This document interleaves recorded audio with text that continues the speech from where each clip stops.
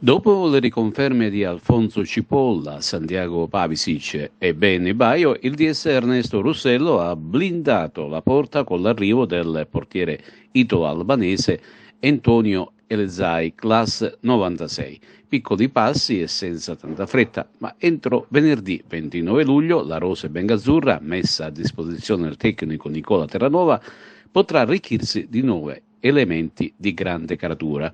Si parla insistentemente di 3 argentini che hanno maturato esperienze positive in campionati superiori e che hanno dato la propria disponibilità a sposare il progetto Acragas. A dire il vero, il primo argentino è stato presentato in questi ultimi giorni e si tratta di un colpo ad effetto. Ha infatti sottoscritto il proprio impegno stagionale l'esperto difensore centrale Joan Manuel Barrera, classe 91, lo scorso anno in forza al Martina Franca, che ha contribuito alla schiacciante vittoria pugliese proprio nei confronti dell'Acregas nella finale playoff e ha segnato anche uno dei 4 gol.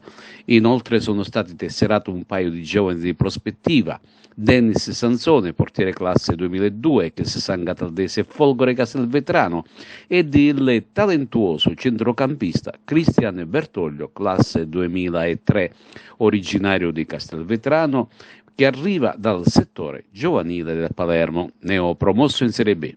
Il nonno Guido Bertoglio è stato anche un calciatore dell'Acregas negli anni, e precisamente nella stagione 1960-61. Si procede lentamente e con grande oculatezza, ma il DS Russello ha le idee chiare e sul suo taccuino ci sono calciatori di un certo peso tecnico pronti a firmare. Si guarda anche ad un difficile ed augurabile ripescaggio e ciò rende difficoltose le scelte da fare. Intanto è stata stilata la speciale graduatoria per eventuali ripescaggi in D e l'Agregas è posizionata all'8° posto, che con la regola dell'alternanza, una dall'eccellenza e una dalla D, equivale al 15° posto.